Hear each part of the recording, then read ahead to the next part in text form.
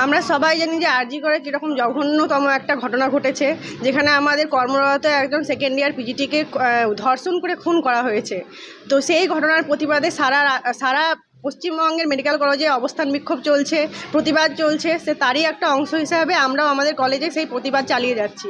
কালকে আমাদের র্যালি হয়েছে, কালকে ক্যান্ডেল লাইট মিছিল হয়েছে, কাল রাত থেকে আমরা এখানে অবস্থান বিক্ষোভ শুরু করেছি, আজকেও সেটা আমাদের কন্টিনিউ হচ্ছে। এবং আমাদের দাবি হচ্ছে যারা এই জঘন্যতম ঘটনা করেছে তাদেরকে দ্রুততম পাকড়াও করে তাদেরকে যেন একদম দৃষ্টান্তমূলক সাজা দেওয়া হয়। এবং আমরা তার সঙ্গে সঙ্গে আমাদের কলেজে আমাদের কলেজে আমরা আগেও দেখেছি যে আমাদের কেমন এখানে মাস অ্যাটাক হতে থাকে।